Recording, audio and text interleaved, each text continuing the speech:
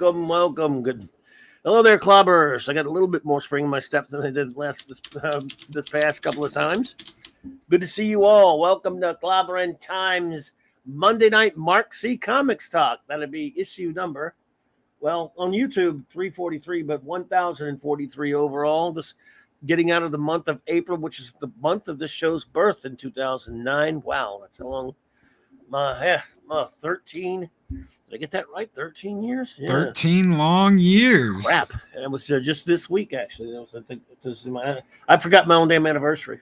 A day it was. April 19th or something like that. Yeah, man. But shout out to the great Stone Loki for that amazing, wonderful intro that he's made for me that I just always love, and I appreciate that, man. And thank you for being here tonight, brother. Thank you for having me. I love getting together and talking about these wonderful DC animated movies, and we've got a pretty good one tonight. I tell you what, yeah, and that's why I guess it's good to do them in one of the months a month, because we have to conserve them because there aren't a lot of them, so we got to bide our time, just like like a fine wine, let them savor them a little bit, because if we did them like once a week, we'd be out in the yeah. So let's make them what we have last for a little bit. Well, I might have a future suggestion of what we can do if we ever get through the DC animated films. There's always DC animated series. Oh yeah, we've got a few. Certainly, yes. But as far as the films go, it's a very, very, just a tiny reservoir there, unfortunately. We'll say a few quick hellos again. By the way, thank you all. What a crazy show Saturday night. I was under that weather and I tried not to show it, and what a wonderful time it was, folks. The crowd just keeps getting better and better. It is just we all look forward to it so much. Saturday night Star Trek is just rocking and insane, man. It really is just I can't even describe how it makes us feel. And we thank you all. Raquel loves you all, and we thank you all for just everyone that's just works. It's just been unfolding. That was number 67, by the way. So 67 of these. And we got a long way to go reviewing Real Trek. But thank you all so much for being here, everyone. That's just, what a party it is. What a crowd. It's incredible. Interactive in a way I never thought it was going to be. So Isn't that great? Isn't that great, though, when you're interacting with everybody and you're everything's rock and rolling. All your pistons are firing at the same time. And it's like magic. It was organic, dude, and it's grown organically. How we all started, we didn't really expect it to go the way it did, and it just grew and grew and grew into something. And man, it is so much fun. Good episode or bad episode, it's just so much fun. And we have now, this next week we'll be getting to we'll be finishing up season 6 and doing we've started a tradition of ending each season with a bit of we'll review the last episode of that season, the first episode of the cliffhanger that it runs into, and then we review that season and have a little like send-off party like for that season before we start the next one. And so it's the big season 6 ending party coming up this week on Saturday night Star Trek. So looking forward to that. And I tell you what, everyone, I have been having such a fantastic time with these classic comics reviews we've been doing. I can't wait to do some more. I'll let you know soon what the next one is going to be. Man, Mark, you with the CNI, we had a great time last week doing Hercules, Prince of Power last Monday night. What a great miniseries that was. A couple weeks before that, we did Wolverine from 1982 as well. Man, there's so many of them, and that's fun, and these animation reviews with Loki are just so much fun for me. Reviews are the way to go. I love this stuff. Yes, reviewing what you love. Reviewing what you love. Something is that it's a classic that you're either revisiting or you've seen a million times either way. Yes, and that is so much fun to me. And we got plenty of that one, and there's an inexhaustible supply of material for that. So... and of course, I'm definitely gonna be getting Loki in on the comics review game soon, because we got not too in the not too distant future. We've got one ready. So Batman versus Predator, yeah, I can't wait. I've got both sets, so yes, I cannot wait. will you shoot for sometime in May, perhaps, or would June be more to your liking? Just let me know. May, dude. Whenever you want to do it, whenever you Okay. can get me in there, I can't wait. I absolutely cannot wait. And We'll if do we it. ever do a follow up, we got to do Superman versus Predator. I just got those, by the way. I just got the Superman versus Predators the other week, a couple weeks ago. Yeah. Man, I don't know if I've ever read that one. See, I've read some of them. I'm obviously the Batman Predator one. I think there were a couple of those, right? I've read Judge Dredd. What's his Judge Dredd Predator? I think. Yeah. A Magnus Robot Fighter versus Predator. I think I bought that one because I was a big Magnus fan at the time. I got Terminator versus RoboCop too. Oh yeah, that's a good God. Yes. Walt Simonton. I've got one I bought was I think I bought Tarzan versus Predator because I'm a big Tarzan fan. Yeah. But I don't know if I bought Soups versus Predator, so let's look into that one. So I don't know. It's been weird. I've been going like versus crazy lately. It's like I started like versus. I just can't stop looking for versus comics. Oh, did I tell you about the Space and Above Beyond comics I found? No. Oh, dude! I knew you were a fan of the show. I knew they did some comics. I had no idea. I was down in Galveston doing comic book shopping, and there they are. And I got them signed. So I got them signed by the inker. I found all 5 of them. There's one 3-parter, and then there's a 1 2-parter. So there's 5 comics in all from Topps of all places. I was like, Topps Comics, man. Comics in the early 90s. Topps did a lot of comic movie tie-in, TV tie-ins. Yeah, that's cool. Well, I knew there was been one done. I never had it or anything, but I knew you were a fan of that show, so that's cool. Yeah, just the little things, and I didn't care how much they cost. I'm never gonna resale them. I just want them. Want them. Sure, absolutely. So that's cool stuff. Absolutely. I love stuff like that. You just run across it. I didn't know they did that. Boom, that's mine. So, yep, cool stuff. And yes, these comics reviews, and now of course animation reviews, are just so much fun. And like I was saying, we have an inexhaustible supply. Let's say some hellos here, then we'll get started. J-Man Buddy, kidney stone has passed, just waiting for the infection to go. Oh man, well, dude, I hope you're feeling better, bro. It's always good to see you. J-Man is an awesome cat and a good friend of the show. And feel better, my friend. I mean, I know that I can't even imagine what you're going through. So it's good to see you, buddy. The great Steve Mitchum. Good to see you, bro. Always a pleasure. Lord Thoth, buddy. Avon lives and long live the Legion, my friend. Always great to see you. And he's another one. He's up for. He actually joined Mark and myself for a review of the 1982 Wolverine miniseries a few weeks back, and that was a load of fun. So much fun revisiting these comics and talking about them with friends. Always, it always is. And so Lord Thoth, we're going to be not too distant future, buddy. The Great Darkness Saga. Kal-El, the super one, indeed, brother. Good to see you, man. I hope you're doing well, Steven. And thank you, Kal-El, for liking the avatar I'm using. I love the old Fleischer Superman. I absolutely do. I love it. I love it. And the Bronze Wrencher is here. The great Eric K. What's up, brother? What is up, Eric? Making dinner. Damn, I bet it's good too, because he's good at that. The Comic Relief Crusader. What's up, Bob? Good to see you. Hope you're doing great tonight, man. Hey, Apollome's Minion and Pupper. Did you know that Apollome's Minion's Pupper, Simi, is the official mascot doggy of Clobberin Times? I did not know that. Did you know that I met puppers in real life in Vegas? That. Oh yeah, in Vegas. Yeah, I did know. I think you told me. Yeah. Yeah, because I didn't know that was Apollome's Minion. I was like, oh, cute little doggy, and she's like, who are you? I'm like, oh no, she didn't say who. I asked her. She goes, I'm Apollome's Minion. I'm like, oh my god, I'm so Loki. She goes, I know, I can tell. I'm like, that's funny. I can tell. I heard your voice. I was like, oh my god. We love you, Apollo, and we love the doggy. And I'm so flattered that you made that. Made Simi. Did you know she's got a channel now, and she made pupper videos of the puppy. Oh, thousands of views on those suckers. You got to check. It's just hilarious. Heck yes.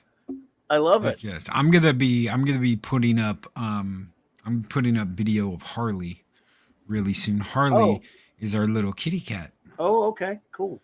So when we actually get it, because we're getting it from Arwen, I will be putting up video of Harley We were going to call her Mr. Bigglesworth, but then I found out it was a girl. Oh, and I was like, you know what? We could call her Mrs. Bigglesworth, but that just doesn't seem like have the right ring to it. So we'll call her Harley, and if we get a boy, we'll call him Mr. J. That works. Harley! Mr. J. I like it. JD Lewis, buddy, what's up? Good to see you there, my friend. Let's see here. I'm the Phantom Outsider, yo, brother. The great Mark D with the C. Hope you're feeling better, dude. Get relaxed. Don't talk too much, because I transmitted my ailment to him via the internet. Obviously, from hanging out with me too much, because now he's a little down and under there as well. Script Doctor, what up, Script? Good to see you there. I'm honored to have you here, sir. Thank you. Max Redstorm, what's up, buddy? The great master of the limerick, man. His limericks are killing it on Saturday Night Star Trek. He's a genius. He limericks every episode. Man, he's incredible. Captain James T. Skywalker. Hello there, sir. Let's see here. Make sure we got Chris Persia, the great Chris Persia. Good to see you, man. He said, just finished watching Raiders of the Lost Ark. Made it in time. Well, man, you watched one of the all-time greatest of my top 2 or 3 all-time favorite movies, brother. Well done. I'm going to be, as soon as this is over, as soon as we're done with this stream, I'm going to kick my feet up and I'm going to watch the new 4K transfer of Akira tonight. Wow. Nice. Before I nod off. Nice. Well, I'll tell you what. This is a good one. Oh, yes. I love Darwin Cook's work, of course, as a comic book artist. And I remember initially I didn't really pick up I liked the look of it, but at the time I was pretty aggravated with DC, whatever was going on.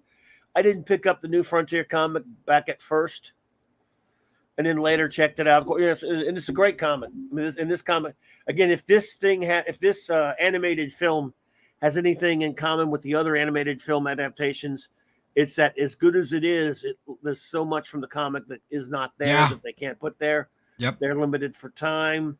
But I think this one does the best job of getting as much as it's needed in there. But they're always going to feel cliff notes compared to their comics. But for example, and we'll talk about it one of these days, so we'll go. But I loved All-Star Superman, the comic, and I even loved the animated version. The animated could have been 4 hours longer. Yeah. This one could have been 4 hours longer, and I would have been happy. 2-parter, they started making a good decision with the 2-parters. Yep.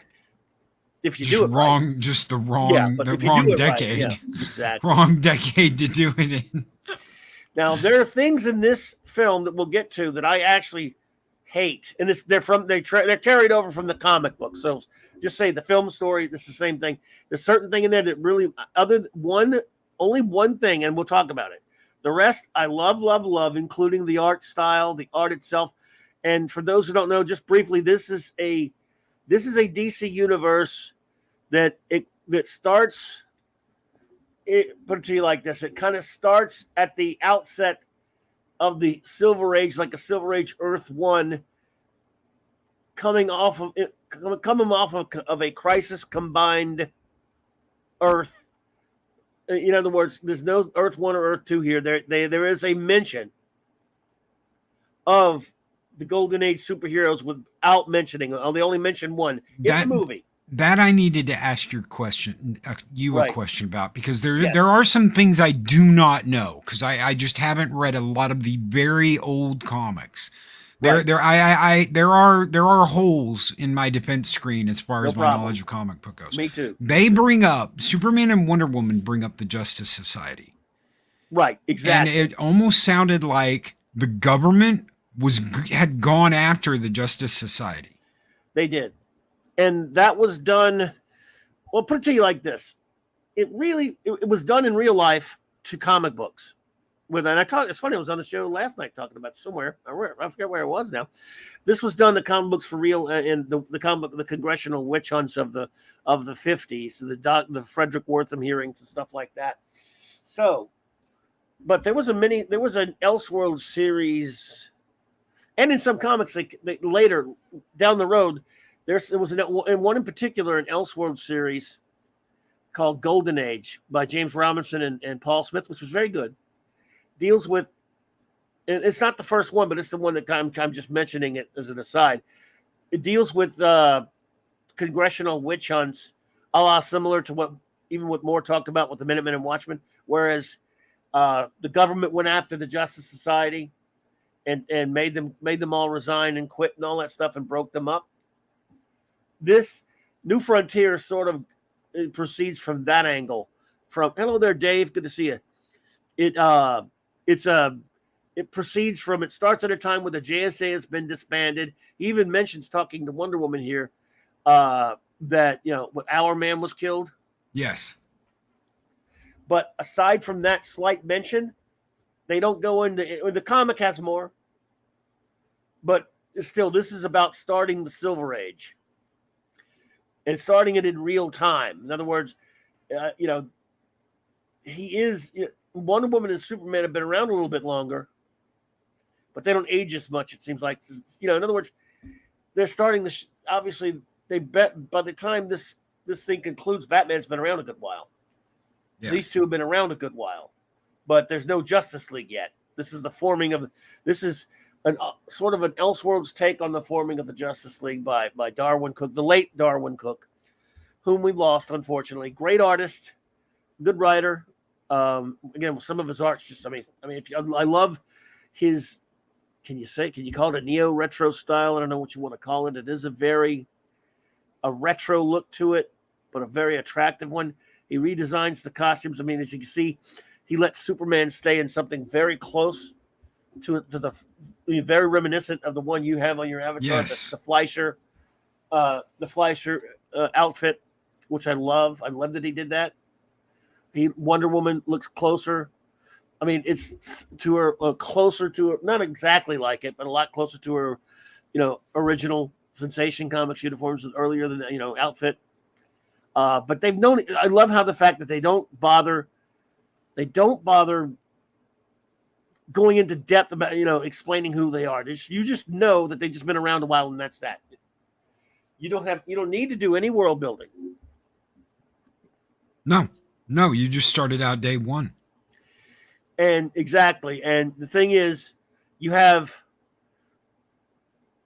the Silver Age of DC really kind of starts with John Jones, the Martian Manhunter, popping up on Earth and changing things a lot. And of course, really also Barry Allen and Hal Jordan. This thing doesn't pay a lot of fidelity to any kind of strict linear time when those are concerned, or any lore where those are concerned, because as you know, it takes all the way to the end of this thing before Hal Jordan becomes Green Lantern, whereas Barry's been Flash for a long time. So there's not a lot of he's not even trying to put this in any kind of context of the actual DC universe. That's what a alternate universe or an Elseworlds is for, which is fine. And almost like these are Superman, Wonder Woman, even Batman in a sense. It's almost like these are the elder superheroes, and then you have the B-Team squad that nobody really. You've got Flash, and they know about the Flash, but no one really has faith in the Flash. They're like, oh, he wears red, he must be a commie. And he even goes on TV and he's like, look, I don't know what you guys think I am, but I'm not a bad guy. I'm not a thief. I tried to do the best I could. Y'all don't want me around. Government's coming after me later. And he's gone. Cook has decided, look, I'm going to just put this, I'm not going to be slave to any particular continuity, since DC never followed its own continuity anyway. So he doesn't set everything up all at the same time. And yet later, when you see the fight with the Center, you see a bunch of heroes and who have been established already. You accept it and you're fine, because if you're watching this, you probably read comics anyway. Yeah. Otherwise, it would take hours and hours and hours to set everybody up. Yeah. So they don't bother. They just start out, which is one of the great things about animation. Your story can start and you can watch it and not know what's going on and still you don't need to know how they all got started, got to knowing each other. But Batman and Superman know each other. Superman and Wonder Woman know each other. And as you can see from this conversation right here, what a scene this was at the beginning, where I love how she went by this village and she basically Superman's kind of, wait, you just let these women get these guns and stuff? She said, well, I didn't. Did you? What happened to the men? Yeah, did you kill him? No, I didn't do it. I didn't. I just let them out of their cages and gave them the guns. And that's pretty Wonder Woman for you. But salute to Darwin. Yeah, hello there, Oliver. Good to see you, buddy. Hello, Oliver.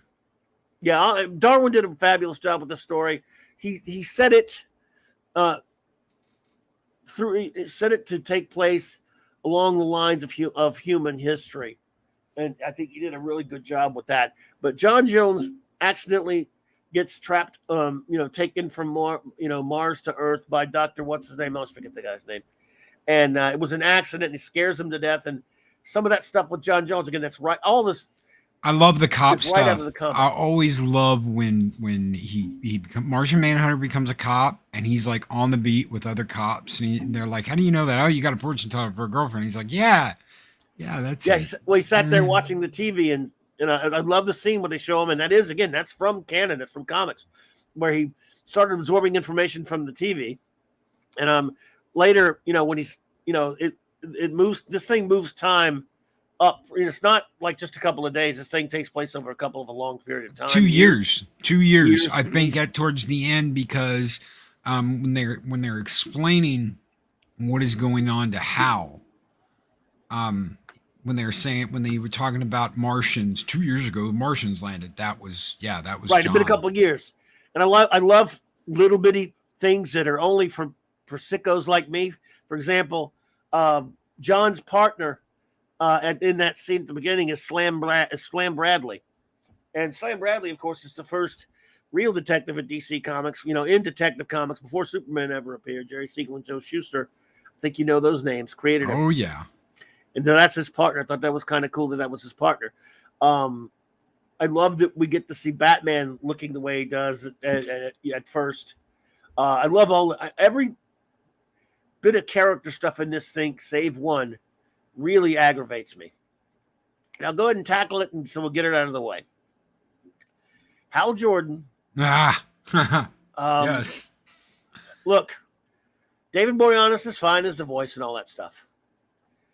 You hate, because I remember how angry I was when I first saw this and then read the comic later. But Darwin Cook was still with us then. But now he's not. Okay, they're in the Korean War. Yes. He is flying a mission with Ace Morgan. Soon to be of the Challengers of the Unknown. And their buddies, they get attacked right when they find out from Lois Lane on the whatever network, that the war's over. Yes. And these guys obviously attacking them don't know that. And so they go into to fight. They go supposedly to fight back. And Ace says, "Maybe you use your guns for a change." And he goes, "No, why should I?" Wait, what? What is that supposed to mean? And then Hal proceeds to fly his plane to make the guys crash. What's the difference shooting them down or making them crash? I don't see a whole lot of difference there, buddy. But then, of course, he crash lands, gets in a fight, and is forced to kill a guy in a fight to save him, to save himself, to survive. It ends up, as we know, in a psych ward. We find out later in the film. I'm just getting this out of the way so we can go on. And this, we find out later that Carol Ferris looked into his record and finds out that he refused to fire on any of those planes in any of the combat situations throughout the entire war.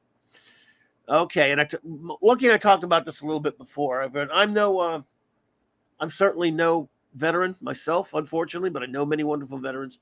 So I'll defer to any military person out there to answer me this question. If you are a combat pilot, quote unquote, what happens the first time you refuse in combat to fire upon the enemy? If your superiors find out that you froze in a combat situation in an airplane a pilot. He didn't even froze. He just refused to fire. Or you refuse to fire. They could chalk it up as you froze. If something like that happens, you were not put in a position where that could happen again. Period. End of discussion. Yeah. And he refused. You're done as a pilot. You are done as a pilot. You know, or any other kind of combatant, right? Anything like that. If that's what you actually did, you were not put in that position again. No. And there are pilots that will turn in their wings when something happens, right. And they have, if they lose, so stupid. If they lose that, then they will turn in their wings. There's a scene at the beginning of Top Gun, and I brought this up with Clobby, and Clobby told me, I've never seen Top Gun. I hate Tom Cruise. And I was like, oh my God, I can't believe that. Even if you hate Tom Cruise, you got to watch. Dude, it's 80s. Not happening. Okay. There's a scene where a guy freaks out at the beginning of the movie. He can't land his plane. They literally have to help him land. Maverick has to basically guide him down, and they're screaming at him at the end, and he hits the last wire. If he hadn't hit that, he'd have flown off the carrier deck and crashed his ship, probably killed him and his reel. But after that, he turns in his wings. He says, I'm done. I won't ever fly again. I will never do it. I lost it. I froze. He was completely shaken.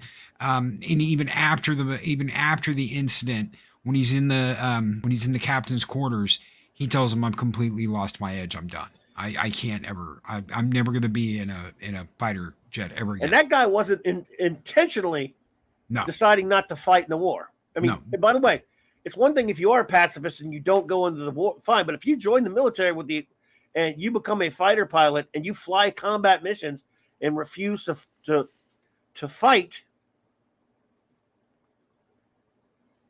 Hal Jordan wouldn't make his first flight. There's a whole preparatory class to see whether you test you. Exactly. And he refused. And he said he was a pacifist and he wouldn't do it. I said, wait a minute. First of all, I hate that anyway, because Hal Jordan wouldn't be a damn pacifist. Now when they did his psych eval, if they did it in the 60s. 50s, but yeah. If they did it in the 50s, and I don't even think they did a psych eval like they do now in any way, shape, or form in the 50s.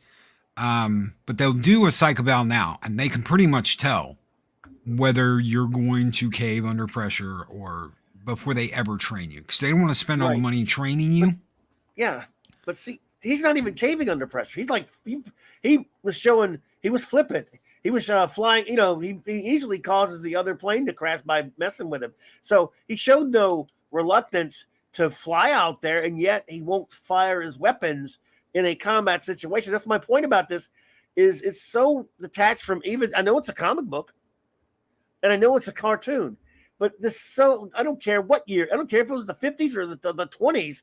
There's no army that you don't have to know anything about the military to understand that they're not going to let a pacifist come in there and hand them a gun, hand them a weapon, and say, go out there and fight, and then they won't fight, and then they're going to keep letting them do it over and over again. Darwin, I love you, dude, and I'm sorry he's gone. If I'd ever met him after that, I would want to just look him in the face and go, I don't know, why would you put that in any story ever? It's the most stupid thing I've ever seen.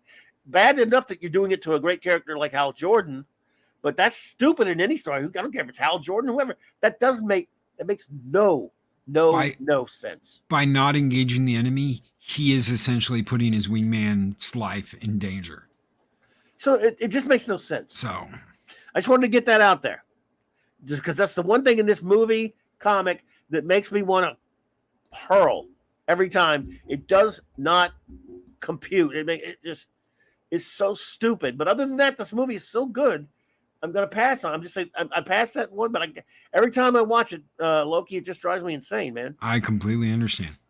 So now, but I wanted to get it out of the way.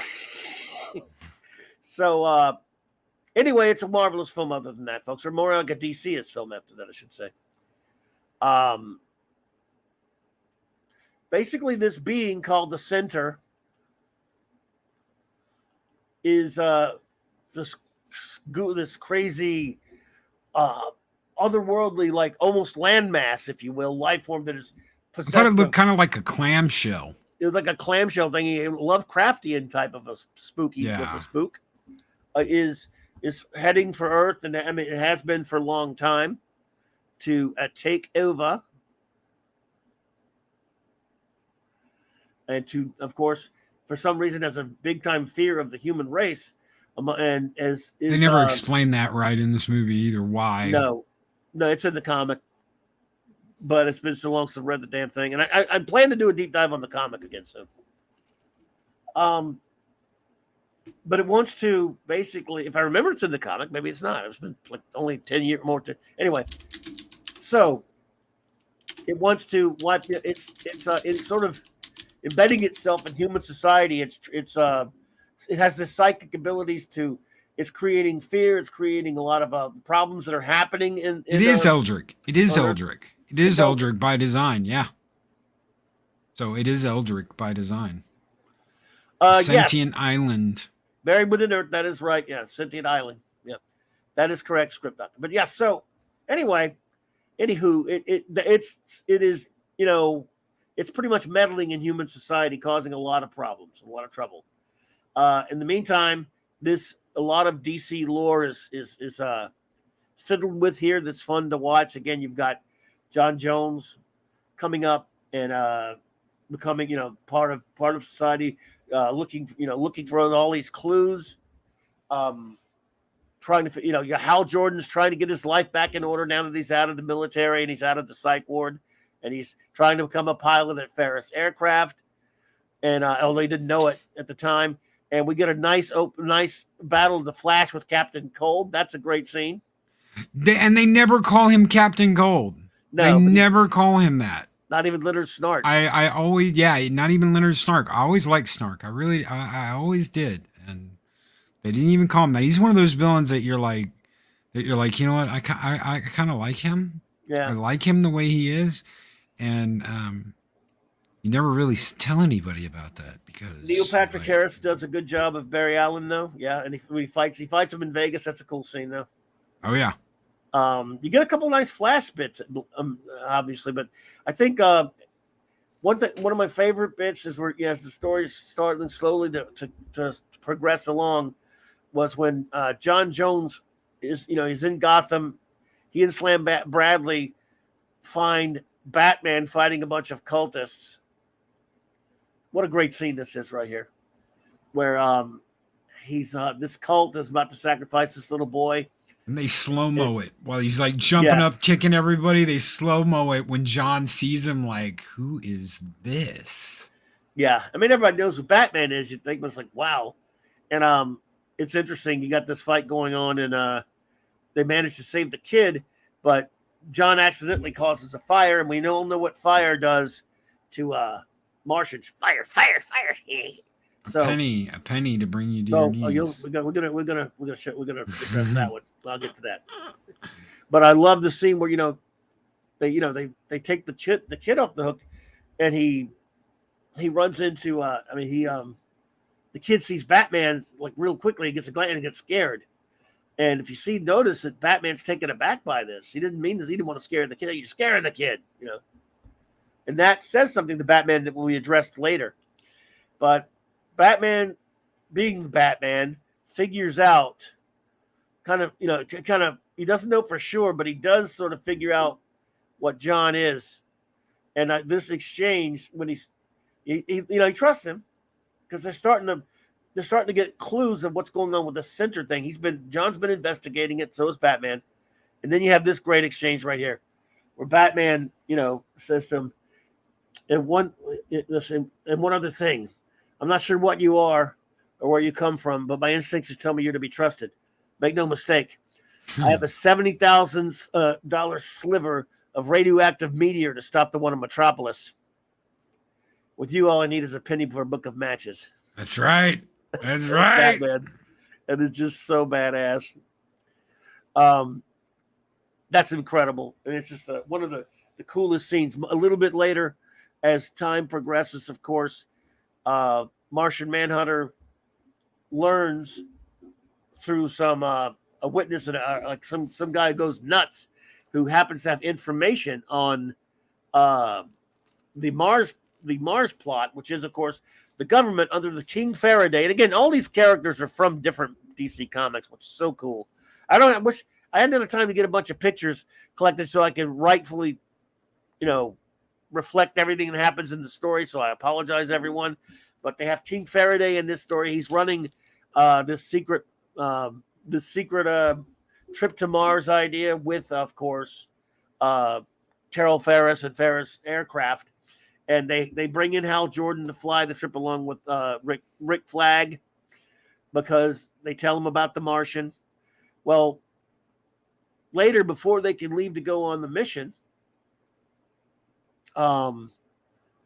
he interrogates some crazy guy, meaning John. It was the scientist that was in the launch bay when Hal launch bay. That's right. Yeah, when Hal and Flag are running tests on the drop pod, he's the scientist sitting there, and he's like, "What are his numbers like?" He's like, "Oh, all great. He's 99 percentile." And then Flag turns around to walk off, and they focus on his clipboard, and he's writing the center. Yep, the center thing. He's nuts. He's messed up. He's got the center controlling him, and so John reads his. He thinks he's kind of something's going wrong or whatever. He mentions the Marsh thing. So anyway, when Faraday comes to collect him, and if you notice the guy standing there not talking much, is Jim Gordon. Really? Jim Gordon was the guy. Oh man, he looked just like, he's right out of the classic Jim Gordon kind of look of that time. So he shakes hands with Faraday and of course reads his mind. And he's just so all the horrible stuff going on, how horrible he feels. He just wants to go home, meaning John. So he visits Batman in the Batcave. It brings him his info. He tells him, I'm just going home or whatever he says. Batman's like, enjoy your trip. Some of us don't have that option. That's right. Yep.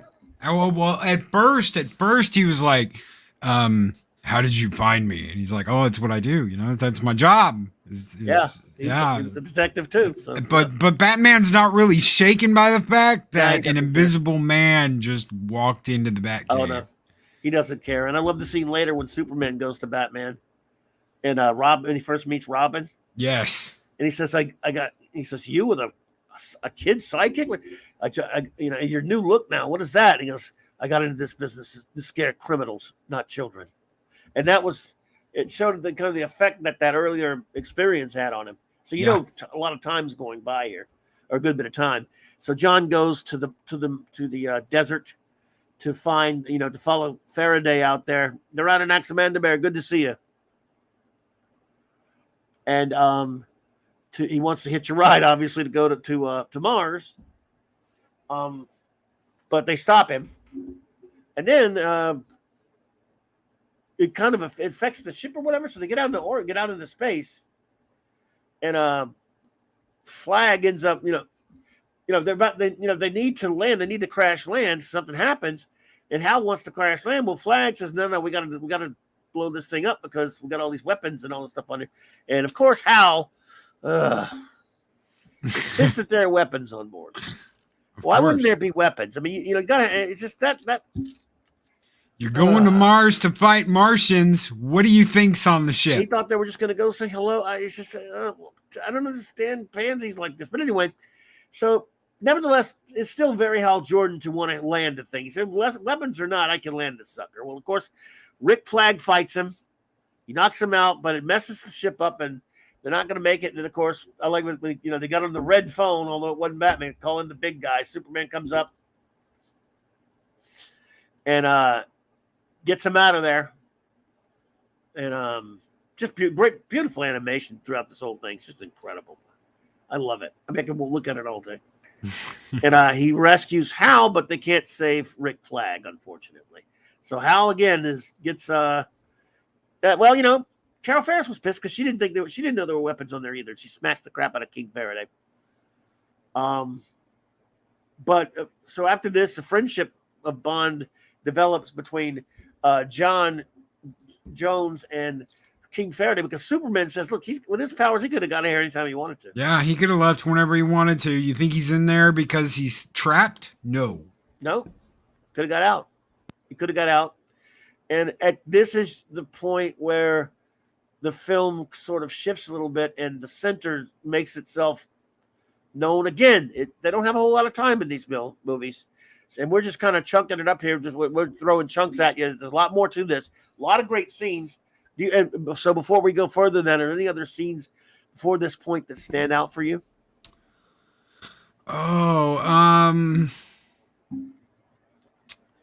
Nothing that we haven't talked about already, really. My favorite scene's coming up. My favorite scene, because my favorite scene in this whole movie is the Hal Jordan. The Hal Jordan scene is absolutely epic. I love this scene coming up. Oh yeah, I got you. Yeah. So anyway, when we get to this, it's a base or something, right? The thing is about to.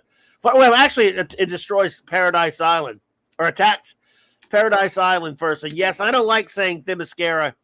I don't like it. I never will like saying Themyscira. I'll say it, but I like saying Paradise Island because I'm a sicko. Well, they've been calling it Themyscira. That's a big. That's one of the things that's like recent. So it's relatively Anyway, they attack the Amazons there, and we don't see what the result of that is until a little bit later. And when the center starts showing up, heading for the shore, and everyone's seeing this thing coming right at us, the heroes start gathering. And Hal Jordan is just kind of, well, that's all starting up. Hal Jordan is, and this is kind of right out of the classic comic. He's sitting in one of those test modules, brooding at Ferris aircraft, and he gets taken by this green power, and Abin Sur is there. There it is. And it turns out that the crash of the Rick Flag and the Mars ship actually somehow destabilized Abin Sur and injured him, which of course is not comic book canon, but what the hell. And Sur passes on his Green Lantern ring in a pretty cool scene. And the thing is, he still walks back to the freaking through the desert. It's like, I'm going, you guys love to stretch things out and make people wait, don't you? Hal is too reluctant. And Hal Jordan is one of my all-time favorite characters. Hal is too reluctant in this thing. Yeah. Yeah, I don't like the way they handle Hal. Instead of being the alpha Hal Jordan, we all know he's not Daredevil. He's very beta. No, he's not Daredevil. No, and it's just, I love you, Darwin Cook. Bless you. You did wrong by Hal Jordan with this whole story. I'm sorry. But I love that scene. I really do love that scene. Oh, later when the one we're getting to, I know. When he starts out, I even like this scene in the Warner Brothers live action Green Lantern movie with. I even liked that scene too because I like how Hal gets the ring, and it's like well, we would have never really thought of humans as protectors and Green Lanterns, but well, shit, we found the best one right here, the greatest Green Lantern of all time, Hal Jordan. He is the greatest on Earth, and I wish he'd been treated that way in this thing, but still love the movie. I'm just anyway. Someone said there was a lantern named Stewart, but I've never heard of. I've never heard of that him. Never heard of him. Yeah, never heard of him. So, excuse me. Oh man, my coughing had to come back. Hang on.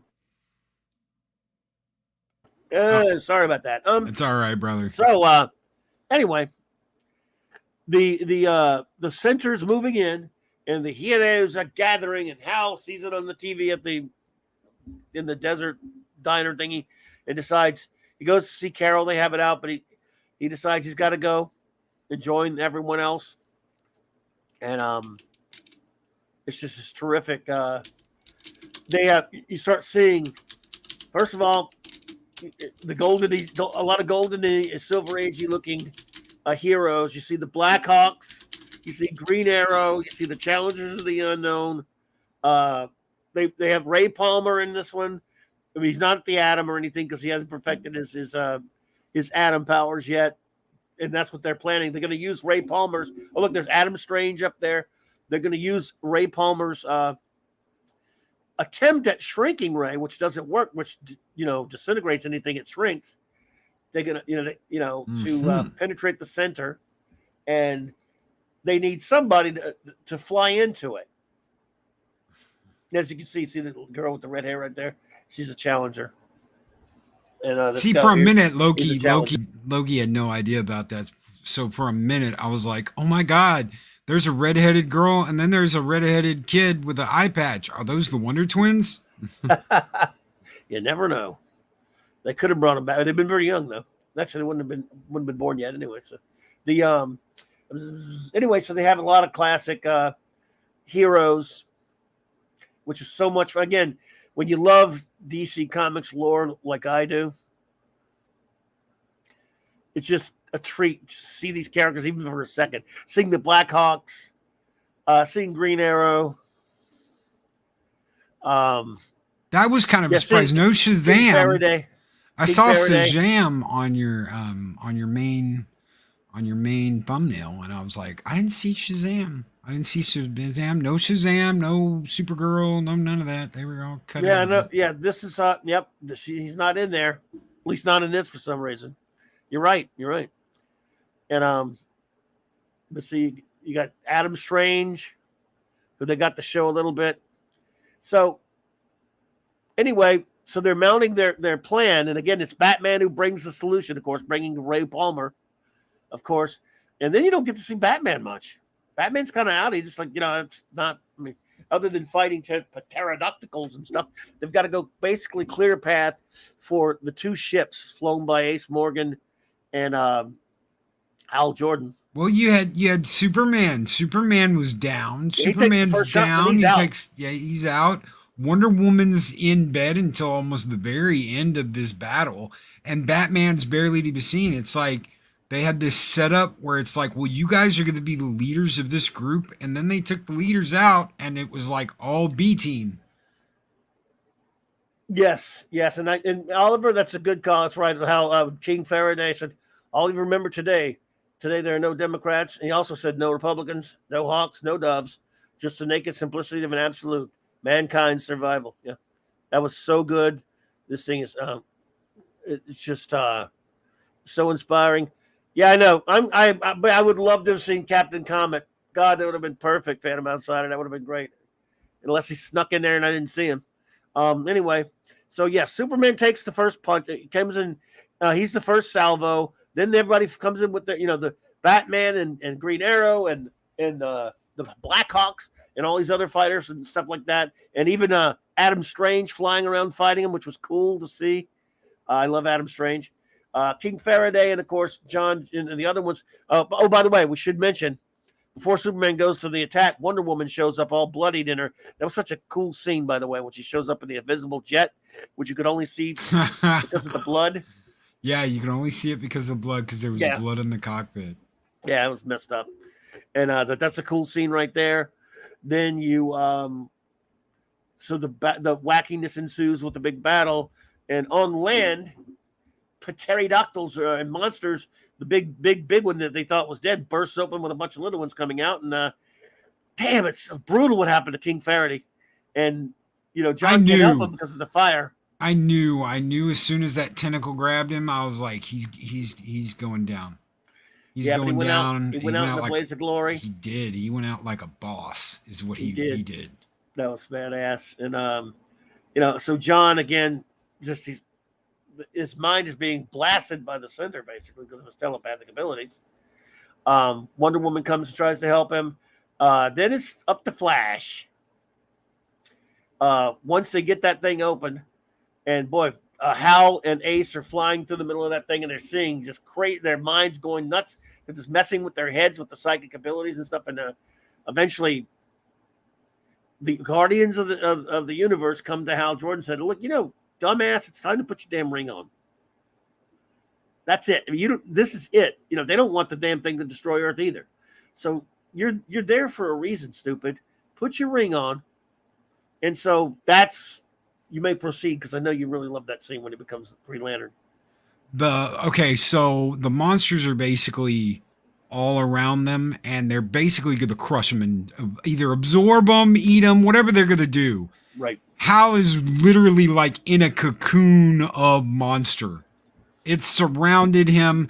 It looks like the light's going out, and then you see that explosion of green, and he has become the Green Lantern. Yes. And it's one of those things in the movie, you're like, okay, it's like the dog pile scene in like when all the monsters dogpile Superman, and he bursts out of them with like one big giant explosion of power, you know, that's what it's like, except it's the Ring doing it, and you can't help but smile and be like, hell yes.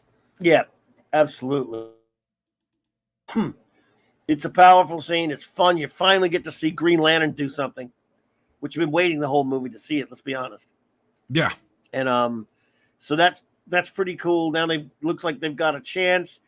And now it's up to Flash, and he has to run. You know,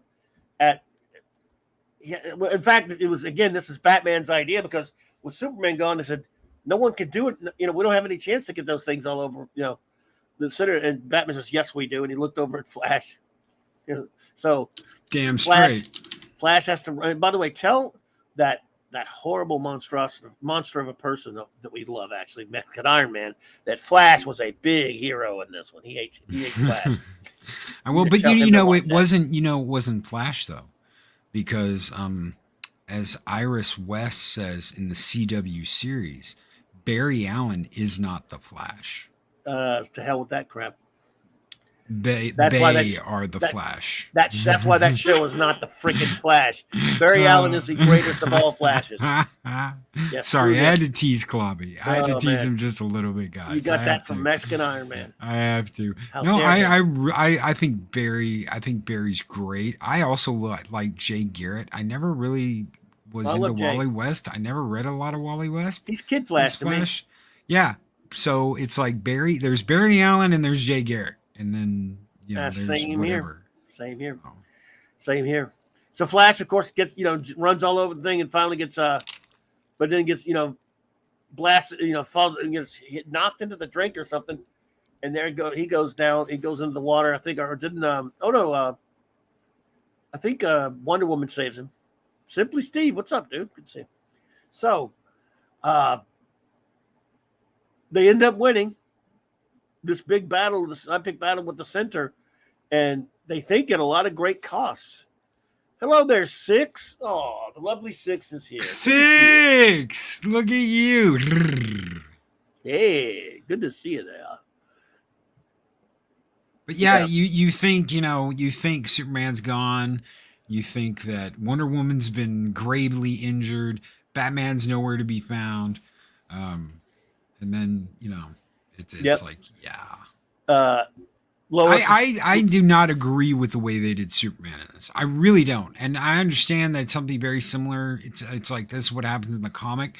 I think people who have to like sideline Superman completely just can't figure out how to balance. Oh, I've always said that about Superman. Yeah.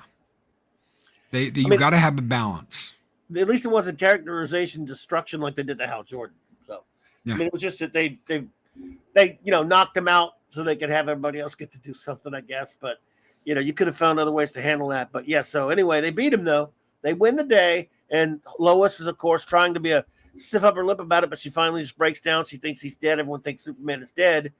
And then up from the depths comes Aquaman. Our first meeting of Aquaman. I am Arthur Curry. I found this thing at the bottom of my ocean. Yeah, do you want it? He's asking for someone named Lois. Do you want him back?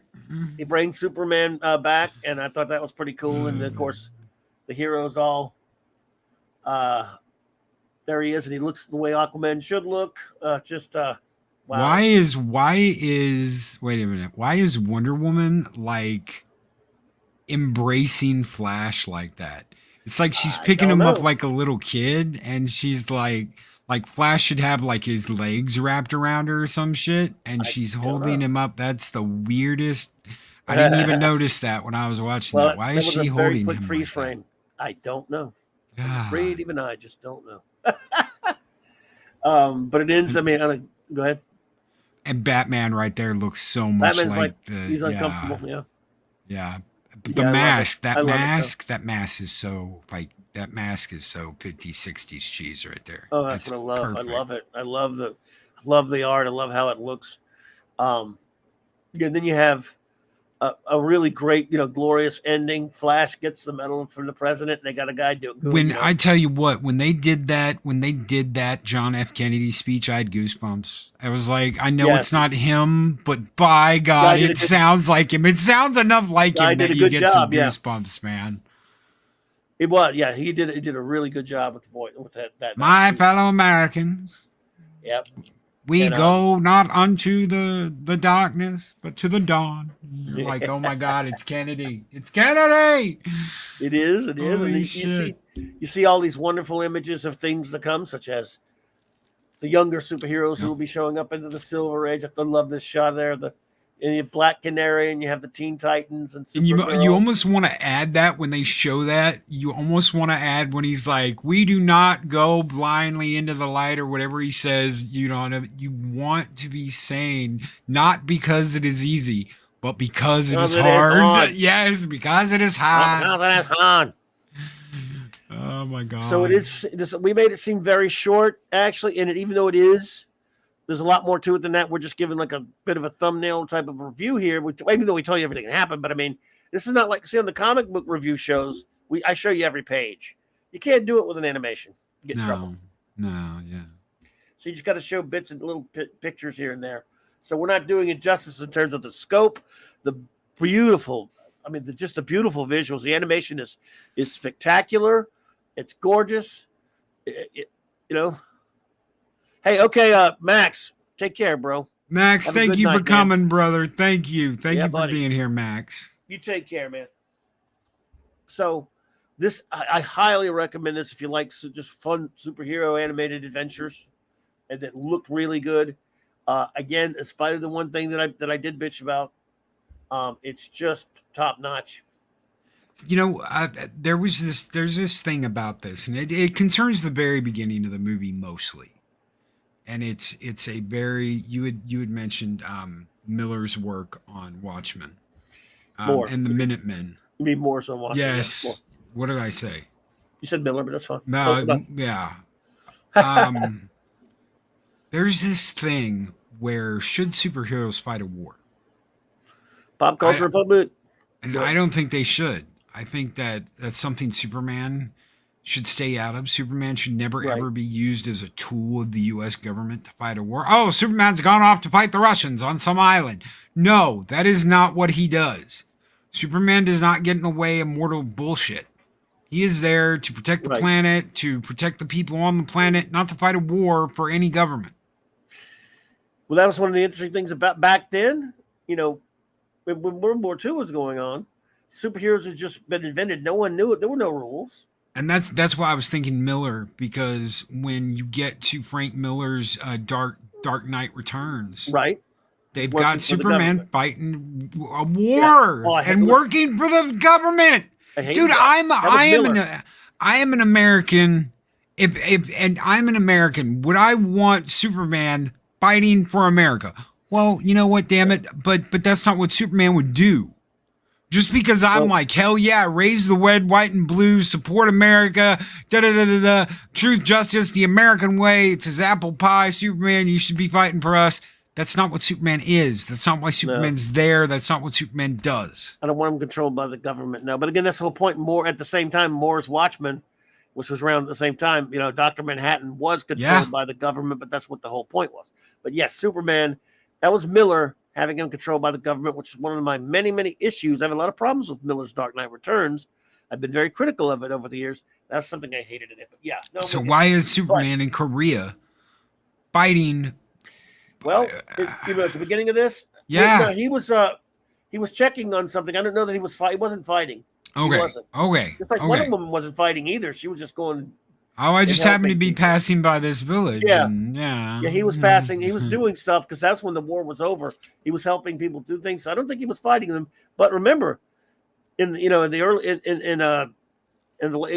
40s, late 30s, early 40s, when all this started, when after America had entered the war, most comic books had, for example, Marvel had the All Winners Squad later retconned into the Invaders, where Captain America and Submariner and Human Torch, they all did fight alongside the Allies. Yep. I've knocked out Hitler 84 times. They even joke about that in the Captain America movie. I've knocked out Adolf Hitler 74 times or whatever he said. In some JSA comics, some superheroes did it and some didn't. But Marvel, Timely, they weren't Marvel, they were Timely. And other comic companies made no bones about it. They did involve their superheroes in the war. Fighting for America is not the same as fighting a war for America. Superman embraces those values by helping all people in the planet. Yeah, but he goes all over the place. Yes. So I don't know. Look, it's not.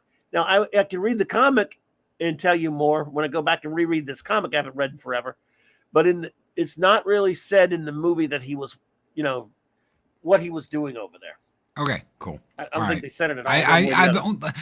Guys, I only saw this movie once, and it was today. I wanted to do this because I'd never seen this, and it's a rarity when it comes to the DC movies. Usually, I watch all of them, and I don't remember when this came out, but it might have been just like I never got to see it. Well, they don't say it in the movie, so I can tell you that if you remember, because he was there, and I don't recall them saying why he was there in this movie. Good. I'm glad. I hate that. I'm just saying I hate that when they had the superheroes. We don't know why Wonder Woman was there either. No. Yeah. So no, I hear you. I don't like again, but like I said, comics did do it sometimes. I mean, that's why Submariner, who was kind of a villain, decided to put aside of his differences with the surface world and join the Allies to fight Hitler. Yeah. And you know what? If it is something that pulls them there, and they are there, and it's something like what happens to Wonder Woman in the first Wonder Woman movie. I have no problem with that. She is trying to find Ares. She's trying to find Ares. The scene with her in the trench and all that, I had no problem with that because she is on her own mission. She's not there fighting the war for the Europeans. She's not there fighting against the Germans because the Germans are some evil thing. She thinks everyone's being manipulated by Ares, and she just wants to stop it all. She thinks if I can take out Ares, who's interfering and causing all this shit, people just won't have a war. There won't be war. So my way to stop the war is to take out Ares. She doesn't understand that they'd be fighting anyway. Yeah. Well, I guarantee you, she's kind of, he kind of leans her a little bit towards more the savage Wonder Woman than I care for, and that's why she's running around in this case in Korea, meddling, but not really fighting a war, but meddling. Can I ask you a very important question? Sure. Wonder Woman, skirt or undie Wonder Woman? Undie Wonder Woman or skirt Wonder Woman? Oh, anything that's like the tights, like the undie. Or the bikini, the swimsuit undie. I like that one better. This one's okay. The Linda Carter. Linda Carter, yeah. Yes. Oh, yes. But I'm a sicko that way. But I mean, this one's all right. I mean, it's fine. At least it's pretty sexy. And I also like Eagle better than the W's, but that's just me. Yeah. But she does look mighty fine in this one too.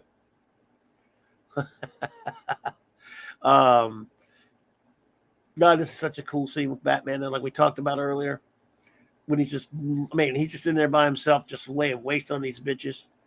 It was badass. Like the cult of the Centaur. Peter, was it?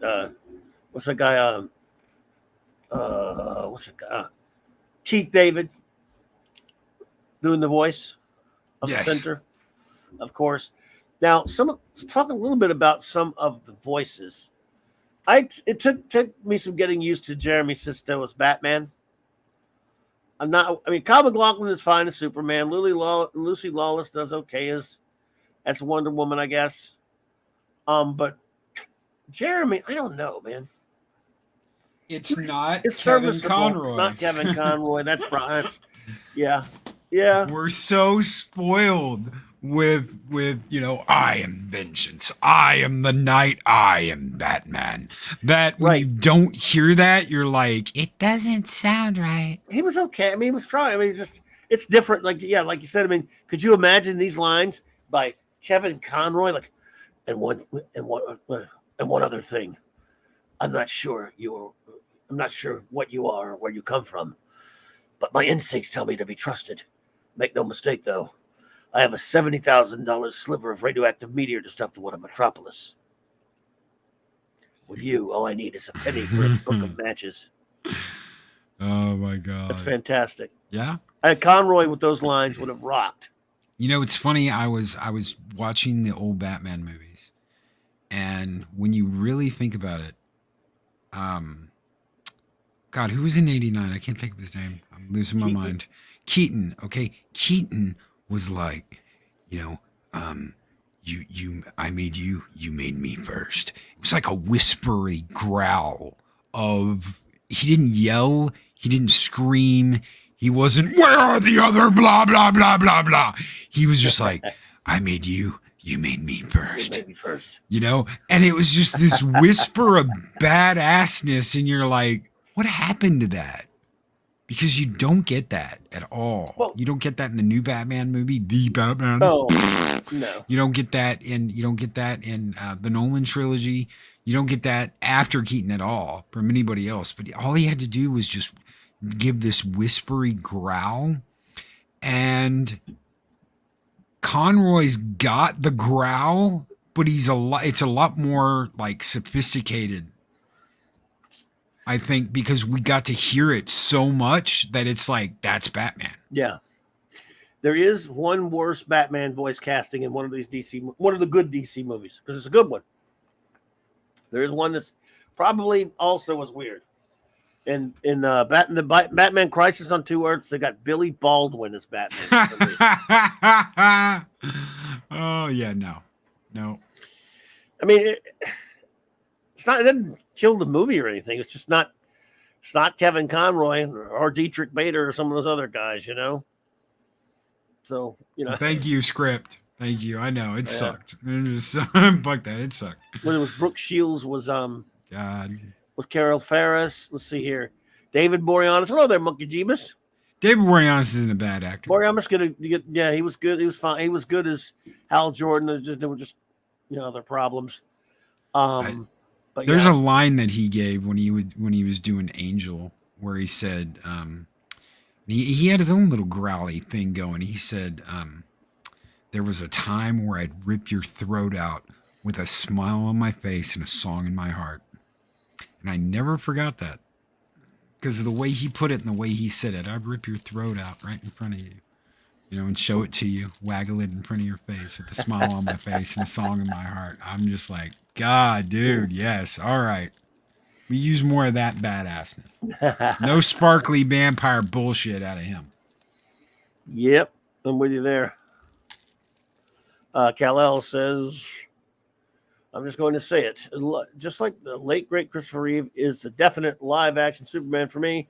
At least, yes, Kevin Conroy is the definitive voice of Batman. No question about it. Always will be. That's right. But I think the only other one that I got used to, because it was a different kind of show. Of course, I love Batman Brave and the Bold, and Dietrich Bader is fantastic on that.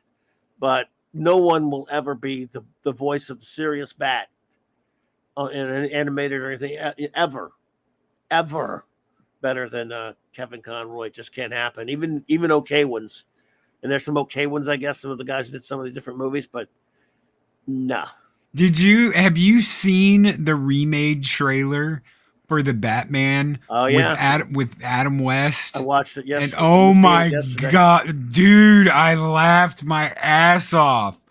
when that car, when the Batmobile shoots out and it's actually like the old Batmobile, and the Penguin's fantastic. Driving that car, and the Penguin's like quack, quack, quack, quack. I was like, oh my God, I loved it. Chris Persley, I agree. Nathan Fillion was the best Hal Jordan voice. Yes, agreed. I'm with you. That thing is beautiful. That's so. This finally came up with a use for that movie after all, just to have that thing there. And having the original Riddler, all of that was brilliant. Absolutely brilliant. Oh God, yeah, it was so funny. Yes, whoever did that excelled. Bravo. Yes, absolutely bravo. I think that was Gary's guy I can never remember. Was it Perry Chan? Perry Chan. I think really? It was Perry Chan. I'm not 100% sure, but I think it was. I think it was Perry Chan who did that. Wow. Well, that would make sense. If I'm wrong, by all means, someone correct me. But it seems his level of, because the guy's, he is incredible. So yeah, yes, he is. Yeah. So I love it. But I tell you what, this should have been more of these. I wish he'd have done it. I mean, of course, again, unfortunately, Darwin passed, but it would have been great if they had done a sequel and comic, and one that moved from exactly this point in the 60s into in higher up into the silver and into the Bronze Age. A comparable story like that, that's swept time a little bit and moved up into the just before things started getting trashy after the don't stop before it gets terrible. Go into the lovely Bronze Age, which I love so much. Man, I would love to have seen that. And they were all getting older, of course, but yeah, it would be them getting older. But would you buy this like comic book form? Do you have it, or would you buy it if you had the opportunity to? Oh yeah, I don't have them anymore, but I mean, I've read. I think, oh gosh, but yeah. As a matter of fact, I plan on I want to get one of the omnibuses. I want to get one of the. I want to get the omnibus. I think there's an omnibus, or an absolute edition, and I've always wanted to get that. I think I might have the trade. I didn't buy the originals when they came out, but I would. Yeah, I mean, I certainly would. I like having trades and hardcovers myself, because I don't store a lot of comics anymore. I've got rid of a bunch. So, but anyone who wants to have the originals, I wouldn't blame them. But I do plan to get this again I want the whole, I'd like the absolute edition or the omnibus, whichever they've done. Yeah. Oh yeah. The comic's worth it. There's a lot more to the comic. And of course, I don't even have this. I had to watch this on HBO Max, which I don't even subscribe to that, but I have someone else's codes. I have an old DVD of this. I need to get the Blu-ray though. Absolutely. I want the Blu-ray of this one.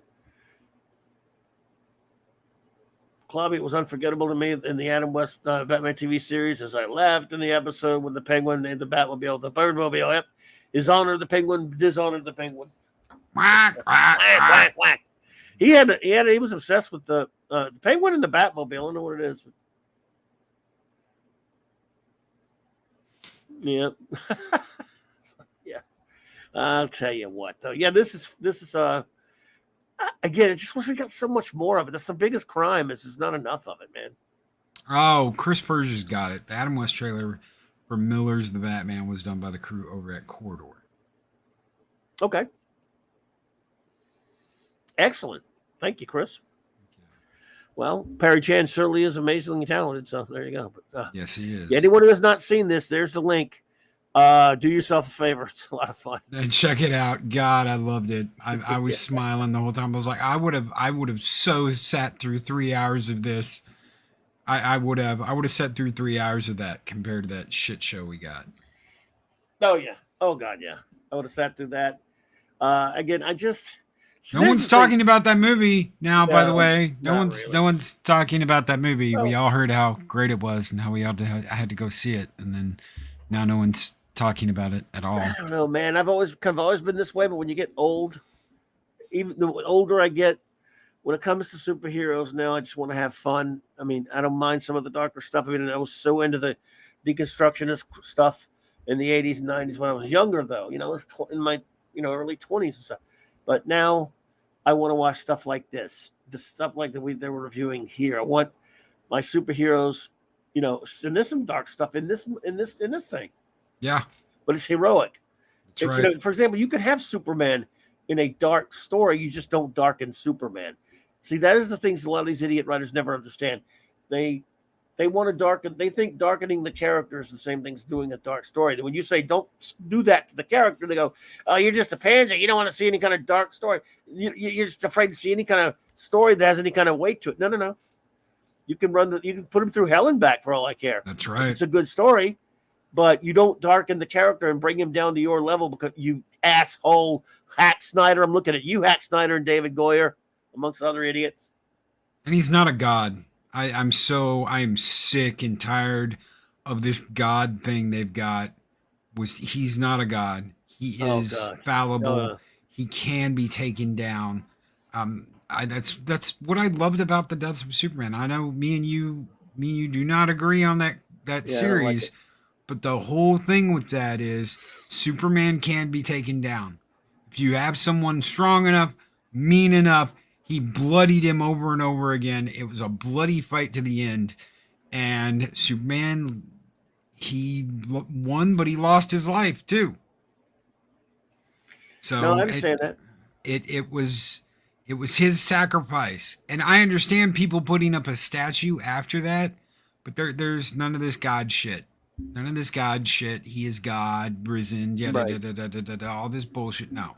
He does not need to be treated like a god. And if the writers can figure out how to balance him in a dark story where he can be hurt, because he can be hurt, he is not a god, then you'll have one hell of a movie on your hands. It'll never happen.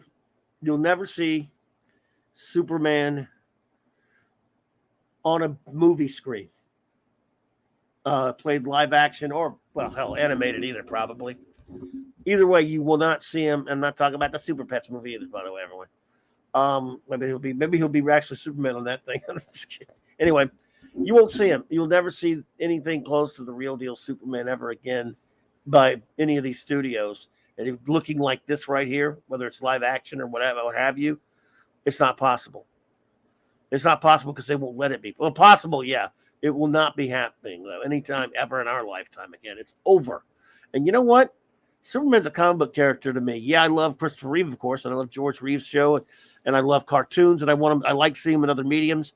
But if I never see him on a big screen, disgraced like that filthy Snyder shit again, if that's what it takes to never have him run through, treated like that again on a big screen, to never have any movies made, I'm fine with it. Don't do it. Leave it alone. It's a shame we won't get any comics done with him well either. You can rent a theater and watch Superman movies, the old Superman movies. You can rent a theater and watch Christopher Reeve Superman movies if you want to. I think it's like $200 for the theater right up the road from me. You want to spend that much going to see Superman back on the big screen? By all means, treat yourself. Have a birthday. Whatever. Get some popcorn, drink, invite a couple of people because you guys basically got the whole theater to yourself. So invite a couple of people. Tell them, hey, I'm going to go watch the original Christopher Reeve Superman at the big screen at blah, blah, blah. Come join me. As Script Doctor says here, Snyder doesn't understand nuance or depth. Boy, that's for sure. He also has no respect for Superman. He's proven that. Yet WBD is talking with him to come back. Are they really? Odd. Why would the architect of how WB got this bad position in the first place be considered to return? He's got to have pictures. Because I'm gonna tell you something. Hey, Keely Chow. I remember back in after Bitch versus Shit came out, as I call it. BVS came out. BBS. Saying, I was saying stuff like, because again, it was I wasn't on YouTube, but I had a lot of people pissed off at me carrying over from Man of Steel in those days. And I was saying stuff like, look, okay, bad rewarded is going to be bad repeated. You're actually letting this guy do BVS after he made Man of Steel.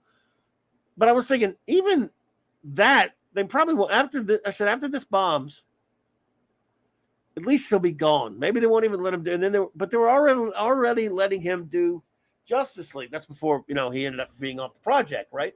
They were desperate to do anything against the MCU. Yeah, but here's the thing. It's one thing to hire the guy first and make a mistake. I get that.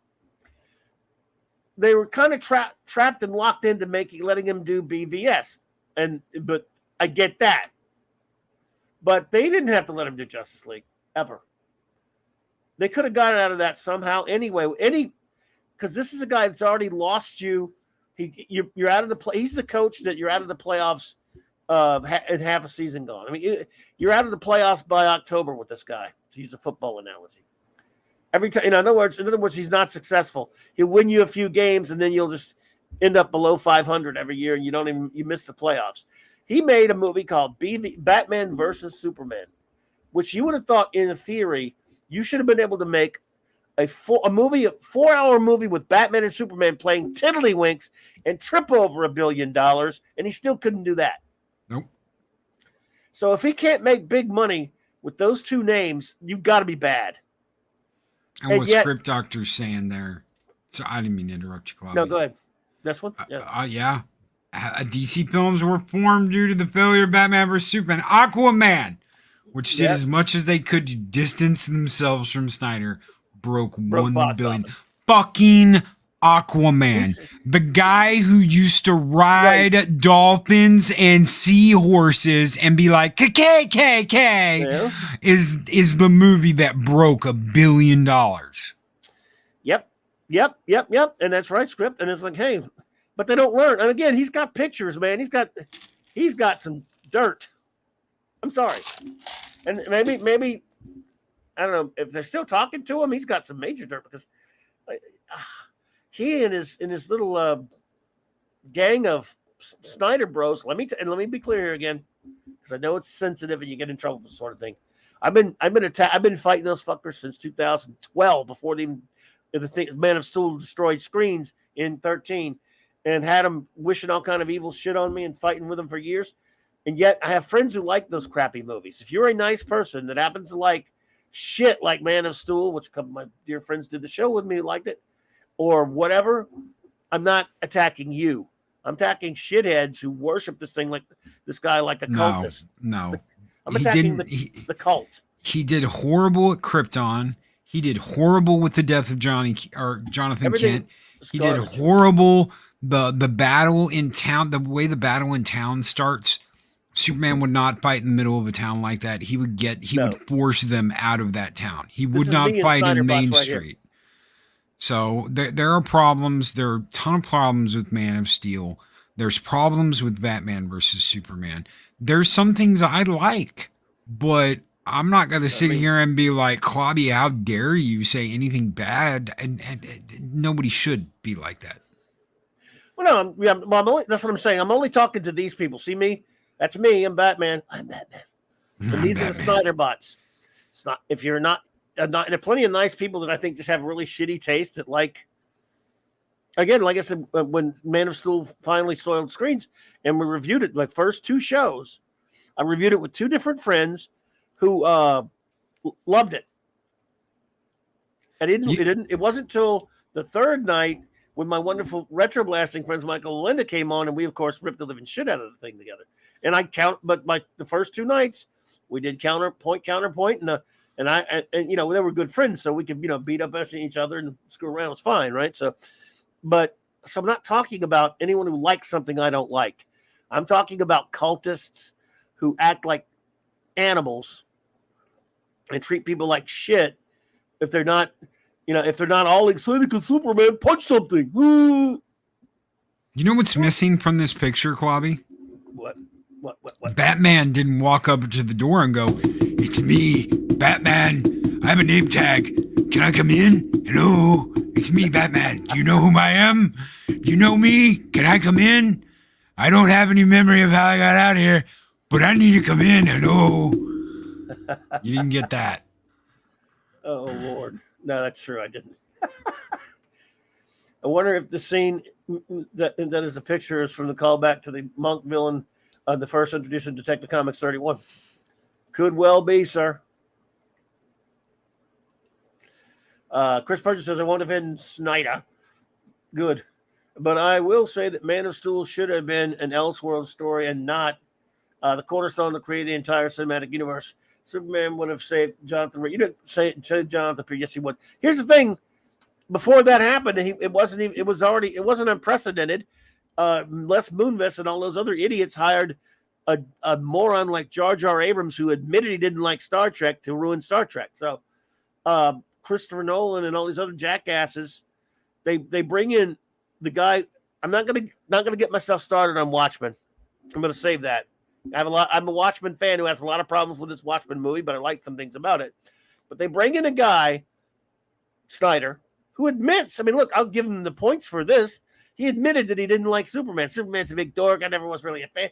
And I'm like, okay, Why are it's you fine writing? That's what I'm saying. It's fine if you have that opinion. You don't like him. I think you're an ass. But I don't think you should be given that gig. Nope. Again, I know nothing about Hollywood. Obviously, I'm certainly. Who am I to say? I know nothing, but I do know that if I'm the guy giving out that gig, and the guy says that about the subject matter, call me old-fashioned. But I'm like, well, okay, well, thanks a lot for talking to us, but we're going to try to find someone that actually cares about the. Of course, that would be something that'll never happen in Hollywood. I grant you. But yeah, they hired a dickhead who didn't respect which is the absolute counterpoint to Richard Donner, who did respect the subject matter. And speaking of Donner, the biggest crime in Man of Steel was a scene that was in the Richard Donner movie where a young Kal-El Clark Kent is standing there talking to his mother, and he says, "I have all these powers, and there's nothing I could do to save him." Well, that is, yeah. You could have fucking ran down there and saved him from the fucking tornado. If you didn't, there is no dad holding his hand up and no, fuck you. No, ain't gonna happen. In this case, I wouldn't even save him because I didn't feel like it. Man. Now, I'll give him one thing. I probably wouldn't save Kevin Costner either, but that's just me. I'd probably say, I don't like. Oh my god, he's such a loathsome character, and his Pa Kent is so shitty. He deserved to be sucked up by a cartoon hurricane. But everything about that Putrid movie, don't even get me rolling on it. But it's just. These people, I remember he should be. We reviewed Superman versus the Elite, remember, and we talked about this then. That's I have often. Hack Snyder probably wouldn't understand that movie, but he should have been forced to watch it. Yeah, he would have laughed though. What's so funny about Truth, Justice, and the American Way? Well, yeah. I'd take John Snyder's Jonathan Kent any fucking day over Kevin Costner's. I'm not a John Snyder. I can't stand Smallville, but I like John Snyder. So yeah. So I thought he was a great dad. He was a great Jonathan Kent. I've been out to his house. He's a nice guy. Hey, Martin. And John Glover fucking blew the roof off on that show as Lionel Luthor. John Glover was such a great fucking Lionel Luthor. I hate the show, but I respect Snyder. And he has the General Lee at his house. Oh yeah. He would let they did an episode. They did an episode in Smallville. If you watch any episode of Smallville, you got to watch this episode because at the very beginning, him and Clark are standing there and they're fixing a fence or something, and you hear honk honk honk honk, and you hear that engine, and Snyder what? You hear this honk. It's not that. Generally, but it's Bo. In a Charger. It's a blue Charger. It's not the General Lee. And a blue Charger, and he slides up, and he's like an old friend of Jonathan's. And Clark goes to do something, and Jonathan goes to open the passenger side door. And he looks in, he's like, what? It's been stuck for, he said, like 30 years. And Snyder kind of looks at him and literally puts his feet up into the car and slides in next to him and is like, all right, let's go. And you're like, oh my God, dude, yes. Yes, that is the coolest shit from Dukes of Hazzard. His house is like 30 minutes from where I live. And we all went out there a couple years back. And he's like a little gift shop in front. He's got the General Lee out there and all that stuff. And he's got all kind of pretty cool. And he was messing with it. He was teasing me. He says, "I don't want." We were talking about the cars. He said, "I don't think you should be jumping in there now. Don't. Because you got to jump in the General Lee. And you got to." And he knows I wouldn't be able to fit in there. So I thought that was pretty funny. I said, "Hey, so you're not going to try to jump in there, are you?" Messing with me. Pretty cool dude. Oh yes. Even though he was on Smallville. But oh, look at that. Superman Returns was worse than Man of Steel. I beg to differ. Thank you for the $2 super chat, Eric K. I would pay you $2 to I owe you $2 because I disagree with that. They used the original score in Superman Returns, so it's Superman. Brandon Roth was a crappy Superman. He did fine as Clark Kent. He did fine as Clark Kent, but they used the original music. It's not a good movie, but there's nothing worse than Man of Steel. I mean, it's not good, but Superman 4 is a more ridiculous movie than Man of Steel, but it's still better than Man of Steel because Superman is in it. It's just a shitty movie. And I can make those distinctions, but Man of Steel is a bastardization. It is characterization grape. Make sure I don't say that other word. It's grape. It is maggot-infested filth. It's actually been proven that if you watch Man of Steel, your eyes will be filled with eye maggots. Really? It's just like the 2009 Star Trek Jar Jar Abrams movies. A lot of people don't know this. Is also maggot-infested. That's why I always call it the maggot-infested 2009 Star Trek movie. And they said, what do you mean maggot-infested? Well, your eyes, if you watch it too many times, can be infested with eye maggots. In lens flares, they come through the lens flares in this case. So, and Man of Steel, the slow-mo, people say, why does Zack Snyder do so much slow-mo? Well, actually, he uses that to put the maggots into your eyes even more slowly. So if you watch Man of Steel any more than like 2 or 3 times, once you'll be okay, maybe twice, your eyes will be filled with slow-mo maggots. So I'm just saying. And Kevin Spacey shanking Superman with a kryptonite shard. Whatever. That movie and Kevin Spacey in general sucks. By the way, I don't mind Brandon Routh. I thought he was. What I hated about Superman Returns was automatically from get-go they killed their film by having us expecting us to believe that Superman would leave Earth for 5 years. Yeah. Automatically, I'm angry. You started me in a bad mood going, what do you mean he left for 5 years? Screw that. And from there, it's kind of going down. And I don't like the stalkery crap either. I mean, again, I'm not getting offended. I don't think it's good. But I like Brandon okay. Look at Dad Man. Having some more unicorn ice cream. Unicorn ice cream. Am I honored? Well, I am honored that you're having that. What's up, Dad Man? I might even try it one day just for you. And see, it's funny that you mentioned this script doctor. He says Brandon Routh had the wrong costume. True. A narrow neckline and tiny trunks made him look. I remember to then I hated that costume script. I mean, Loki, I hated it. I remember bitching about that costume. Boy, but then later when I saw a Man of Steel costume, I'm like, wow. As bad as the Brandon Routh costume is, Roof, however you say it.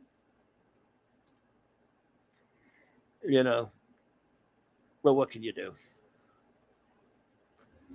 Not watch Man of Steel. Yeah, don't watch. If you want to keep the maggots at least to a minimum in your eyes. And it's funny how few people know that. I mean, why do I have to be the one to tell people these things, by the way? I'm saying. Why is it my job to reform people of stuff like this? I mean, be honest, everyone. Raise your hands. Did you know this? I bet none of you did in the chat, probably. It's almost like I just made it up or something, and I wouldn't say that, would I? So oh, my God. And also, the whole cast is pretty boring. Especially Kevin Spacey's horrible. Why would you make it? I remember even then, and at the time, before we knew what a piece of slime he was, hello, Zachariah. He's one of my favorite movies. I love LA Confidential. And I liked him as an actor at that time. I'm like, wait a minute. He's Luthor? What is wrong with you people? I think they were trying to follow up on. Hey, Jack's mama. God, it's too late for me to think of names right now. The guy in Gene Hackman? Gene Hackman, thank you. The picket fence on the basketball movie. Yeah, Gene Hackman. I think they were trying to find someone that could follow up him and make it believable, and that's just it. Kevin Spacey was a fine actor. He's a piece of shit, but he was a fine actor. Yeah, he was. He's good at it. Yeah. He's good at it, and he's believable. But this was like more of like con casting, man. Though. It was like con man Lex Luthor, prison con man Lex Luthor. I like mad scientist Luthor. Yes. Again, I don't like Burns. I hate Burns' whole revamp, and I hate corporate Luthor. I like, mad scientist with a power suit Luthor, but that's just me. I hope you're doing well, Jack's mama. Lovely to see you, my dear. John Hamm would have been an awesome Lex Luthor. I guess maybe. Who knows? I'm a Sherman Howard fan, and he's my favorite Luthor other than Hackman, and he's so obscure. He never even makes any of these. No one even remembers him. He never makes any of these lists or anything. People just leave him off of all of them. I think I always thought Michael Rosenbaum was a great Lex Luthor. A lot of people did. I understand that. But what did someone ask? Someone asked. I think someone. Oh, Chris Persia asked. Where do I sit on the Tim Burton? Is that the one with we saw what's his face? Nicolas Cage wearing a couple times. The black one. Was it black? The one I remember, there was a black suit. They were going to take away his powers. I don't know if that was that one. I know there was one where he wasn't going to have any powers. He had a black suit with a red and black shield, and the shield had like ninja stars and stupid shit in it. Okay, I think it was pretty stupid. Oh God, it would have been the greatest movie ever made, though, because it would have been so. It might have been so mesmerizingly bad that we just fell in love with it. I don't know. I can't even imagine. What if there's a parallel universe somewhere that movie got made? It probably destroyed the universe. Yes, script. Sherman Howard from Superboy was brilliant. I love that guy. I mean, he was underrated. And every time you see him in something else, he's just not really get much to do. And yes, Clancy Brown as the voice of Luthor on the Superman the Animated Series and Justice League is fantastic. Yes, absolutely. There were two Nick Cage Superman outfits. Let's see here. A transparent suit with the lights and the plastic blue one. Oh boy. Wow. Kal-El, my other problem with Superman Returns, besides them rehashing the plot of Superman the movie, is that it seemed like Brandon Routh and Spacey doing Reeve and Hackman impressions on the characters. Yeah, I wonder if they were told to do that. I think they were. Bryan Singer wasn't Bryan Singer an acolyte of Richard Donner, which is not a bad thing. I think he was. Bryan Singer's done some. I know Jeff Johns was. Bryan Singer's done some questionable shit. Well, I've heard. I don't know anything about it. I've heard him been accused of some things, but you never know. But yeah, 12-year-old Thai boys, apparently. I've heard those crazy things, so I don't know. But I know he's done some shitty movies. Yeah, I know his take on the X-Men sucks. Yep. And on Superman too. So yeah, dude, I had so much hope for that last X-Men movie. I really thought it. Did you? Which one was that, dude? Which one? It was Phoenix, Dark Phoenix. Oh, yeah, I really think I wanted didn't that bother. to be good. Didn't see that one. Not quite. Okay, it was he's not an acolyte. He loved him. Okay, I wasn't sure. I know Jeff Johns worked with him, so I was just probably thinking of Johns and got it backwards there, script. But so no, I dapped out of those, so I didn't even see that Phoenix one. It's bad, huh? Dark Phoenix. Oh yeah. Oh, it's fucking horrible. I can't say I like any of them. That's the third movie. I'm not talking about the most recent one. I'm talking about the end of the trilogy with Patrick Stewart. Yeah, I can't say I like any of that first trilogy. Really, do you know that it was like 7 or 8 years after I walked out of that movie and I said I'm not watching any of these fucking movies again. It's like 7 or 8 years after that. I'm at a midnight release for a video game. I'm standing outside GameStop waiting for this midnight release for this game. And someone's talking about the X-Men movie and how Patrick Stewart was still alive. And I said, no, he's not. Jean Grey disintegrated Patrick Stewart in that movie. God. Oh, yeah, he is. He went into that guy's body. And I'm like, they never show that. If it's a cut scene, it didn't really happen. He goes, no, after the credits. And I'm like, excuse me? And he goes, yeah, after the credits, there's a scene where Moira McTaggart walks into the hospital room where the guy that was brain dead is in the hospital. No. And Patrick Stewart's like, Moira. And she goes, what? Charles. And he's not dead. Leaving it open and I was just like, oh my God. And I actually went home, found that movie, and watch the end of it just so I could see if that motherfucker was lying to me or not. No, he was telling me the truth. Oh, okay. I can't remember, so I don't know if I even watched that part or not. But I just so not into those movies. I've watched them, of course. I watched the first one. Went to the theater to see the first one. That's how smart I am. And then I went and saw. People like X-Men too, right? And it's like, yeah, I guess it's decent. But I mean, and then X-Men 3 is crap. But at least you get to see, what's his name? Kelsey Grammer is the Beast. That's the problem with all of those movies. Yep, there's chunks of things you like, but they're never really that. I'm just talking about those X-Men movies now. There's chunks here and there. Like for example, you can't help but kind of like what's his face. That's Wolverine. Hugh Jackman. But then and you kind of, even though I hate Patty Sue now, you kind of go, wow, he's good as Professor X, and what's his name, as great as Magneto. Man, McKellen. And all that good stuff. And you go, this movie's got this, that's pretty good. This is kind of good. But it's just, overall, it's kind of not what I want out of a comic book movie. And then it happens every time. Like, there'll be some good stuff in it with these. It's just, like, for example, X-Men 3 is terrible. Last Stand or whatever. Yep. It's a piece of crap. But it's kind of fun seeing Kelsey Grammer as the Beast. Perfect casting. Everyone likes Days of Future Past. For some reason, I got dragged to the theater to see that one. It was okay, but the Quicksilver scene's fantastic. And the rogue cut of Days of Future Past is worth buying. I did buy that. The Quicksilver scenes are great in those movies, though.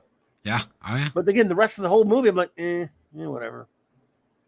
Never been a big X-Men guy, though, to be honest with you. I like them fine, depending on which comic book run, I was a huge Wolverine fan. So and I loved Wolverine back in the day. It's kind of funny. I liked him. I loved Wolverine in that Wolverine Alone issue in 133, whatever it was. And then when he got his Frank Miller, Chris Claremont, Joe Rubinstein miniseries in 1982, which we reviewed a couple of weeks ago, the great Lord Thoth and the great Mark D. and I was running a comic shop when that thing came out, and I said, man, I couldn't believe it. Wolverine getting his own comic, yes. And I love that. And after that, he just became oversaturated, and he was never one of my favorite characters. He's fine. I think he was way overused in the 80s and 90s, became way too popular for his own good. But I still like him fine. He's just never like one of my top zillions of characters, But he's fine when he's in something good. So I watch those movies, and I go, yeah, Hugh Jackman doesn't look like he's supposed to from the comic, but he's kind of cool as Wolverine. Yeah. But I'm not the biggest X-Men dude, but that's okay. And most people are. I'm just, when it comes to Marvel teams, I'm FF all the way, and I'm prejudiced towards my Fantastic Four and my Avengers. And when it's DC, I'm prejudiced towards my Legion of Superheroes and my Justice League and my JSA, It's just, we never got the Rogue we deserved in any of the X-Men movies. That's the biggest sin. Egg Linzer and Pop Culture. Yeah, Rogue's horrible in those movies. Yes. Rogue's when you're a teenager and you watch that and you're like around the same age, you're like, okay, I can kind of get this because she's gonna date Bobby and Iceman and all this shit. But then when you get a little older, you're immediately like, this is some cringy bullshit. This is some real cringy, like Riverdale bullshit. Well, that's Chris Claremont turned the X-Men into a soap opera. And that did well, by the way, but people like soap operas. Look, Spider-Man's life was a soap opera. A lot of characters' lives are soap operas, but boy, he really did it with the X-Men, and you can't not success. They became popular because of it, but it was never really my soap. I guess you got to really get into the characters because almost every long-running comic book series was a soap opera of a sort, one way or the other. Legion did it. Spider-Man did it. They all do it. Well, not all. Superman and Batman didn't do it much, but team books do it. So yeah, X-Men was, and hey, what do I know? It was popular and it was fine. But it's funny. Like if I were when I would run into somebody in a comic shop, just and a conversation would come about what's going on with the X-Men. And it was like, say it's like 1994 or something, right? And somebody I don't know, man, you see this shit they're doing this or whatever, and I go, wow, really? And we talk for a few, and then I go, yeah, I dumped the book about 10 years ago, man. Wow. I did. And that was before there were like 50 X-Men titles. Yeah. I don't know, mid-'80s, I just kind of tapped out of it and stopped reading it. But it was a good comic for a while. you know, but it's popular, and yet it's funny, they've got 20 movies? Not 20, I'm kidding, but a lot of X-Men movies. A lot of movies. I can't think of one I care about that much. I don't know.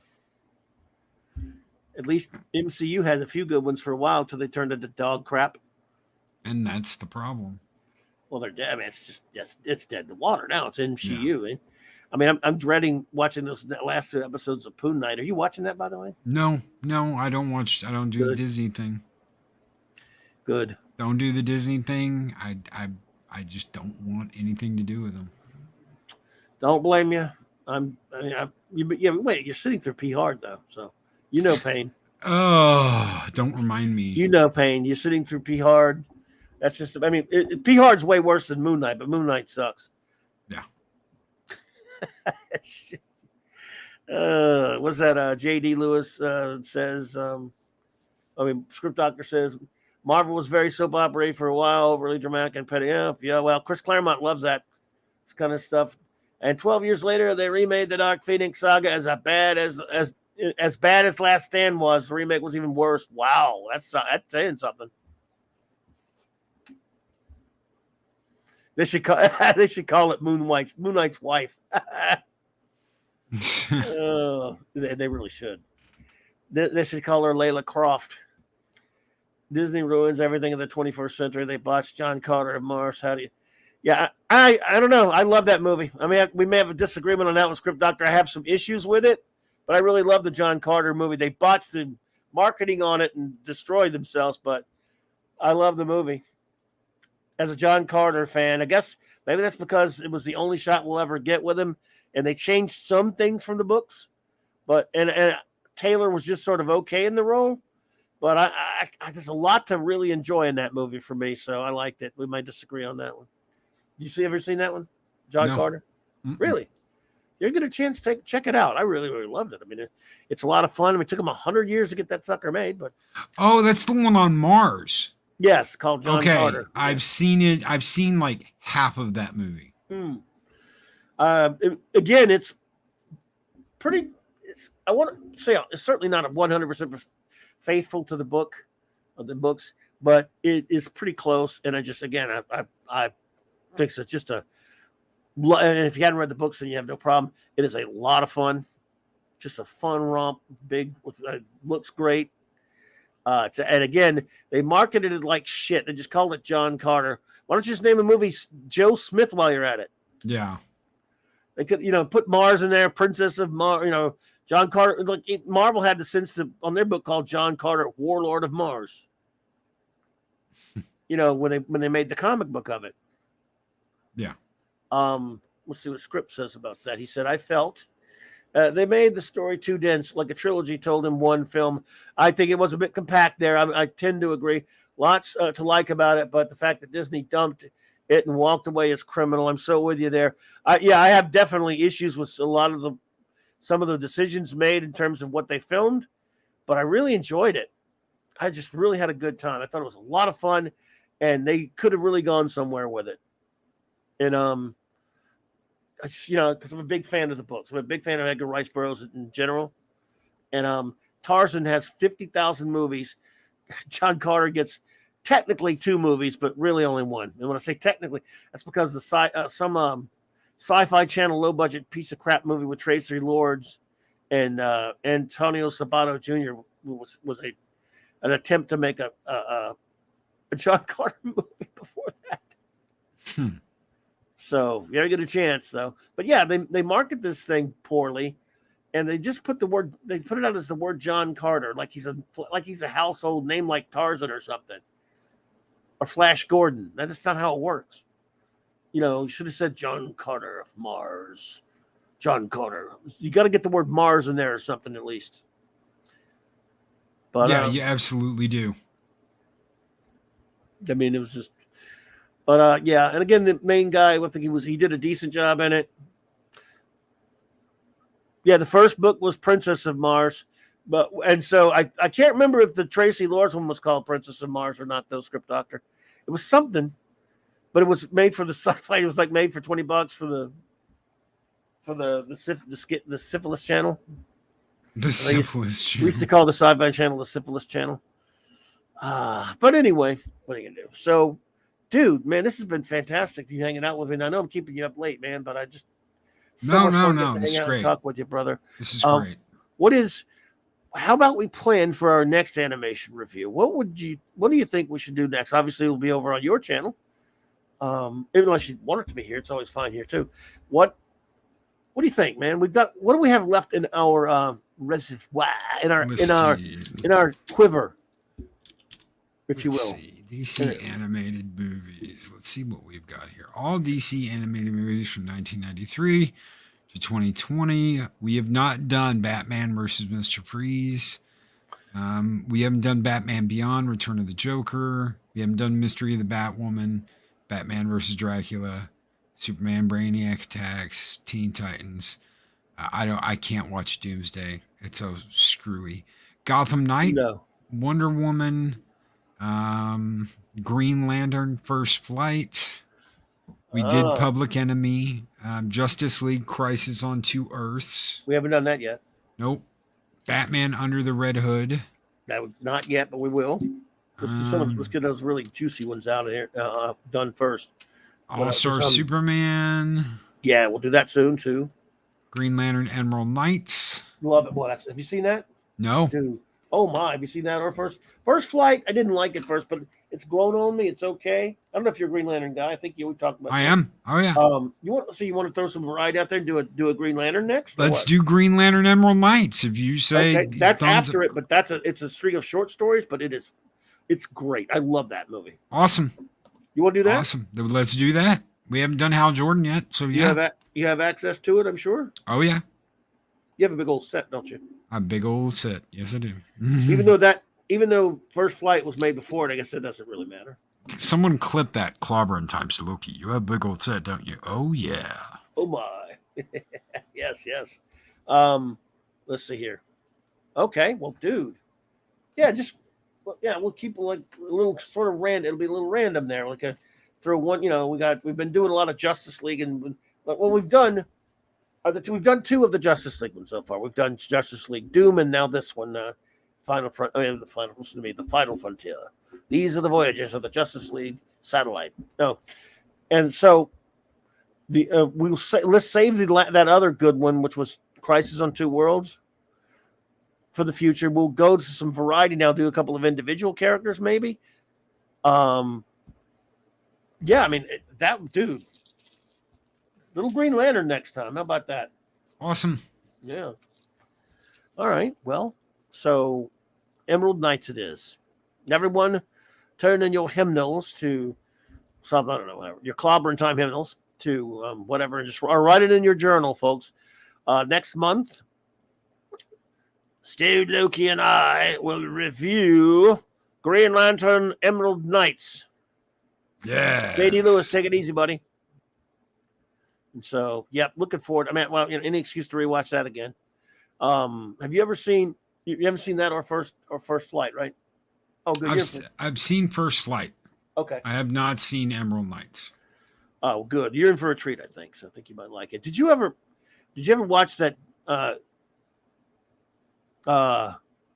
Green Lantern TV series, animated series that they did? There was 3D animation. I don't believe so.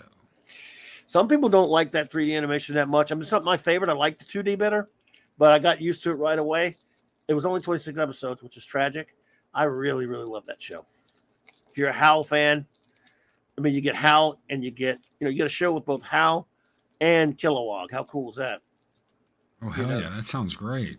And again, I don't know if you've ever seen that. It's called Green Lantern, the animated series. And I loved it anyway. So I don't know. I mean, that would be something to your liking. But one of these days, just throwing it out there if you're just in the mood to watch the new animated series you hadn't seen. Script, script, yeah. We got a lot of positive upvotes for that. Green Lantern animated series, great show. Should have had more of it. Yeah, more. Yeah. God, I love it. Man, I was so sad when that thing got ganked. Damn it. And again, it was. I look at that, I'm like, man, I probably would like to see it done in like traditional 2D animation, but still, what can you do? It works, so it's fine. So, well, everyone, thank you so much for being here with me tonight, and I want to thank the great Stone Loki for hanging out with me, reviewing another animated classic. Thank you, Clobby, for having me on. Thank you, brother. Well, tell everyone what you got going on. We've actually got a comic book stream coming up tomorrow morning with Mexican Iron Man. I'm going to go over the Ethan Van Sciver collection that I have assembled, which is actually kind of substantial. I've got everything he's come out with since his first Cyberprog campaign, including that one. I've got all the toys. I've got all the stuff he's come out with, the books and the campaigns. I do not have all of his original DC line, but I am working on that. That is one of my goals that I've got. Get all of his work. That takes some doing there, dude. We got a lot of work. He's got a lot of work. He's got some really good Green Lantern stuff.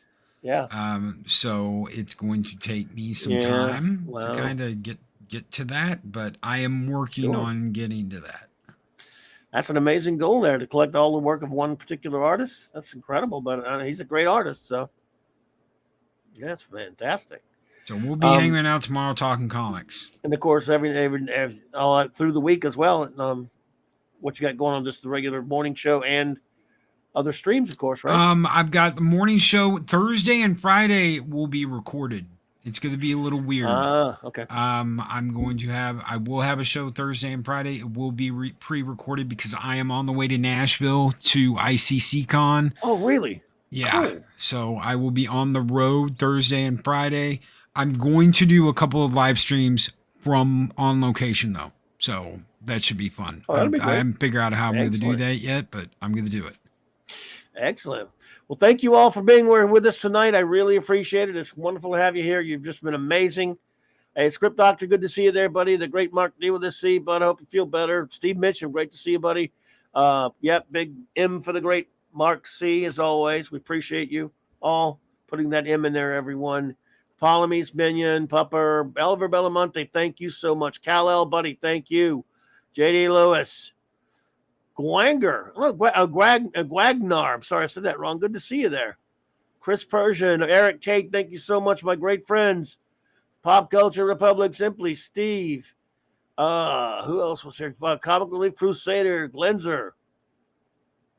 Oliver Belamonte, thank you. Jax Momo, thank you so much for being here, my dear. I hope you're doing well. Kal-El, buddy. I think I already mentioned you, but just in case, doesn't hurt to do it twice. Six was here earlier. Love you, Six.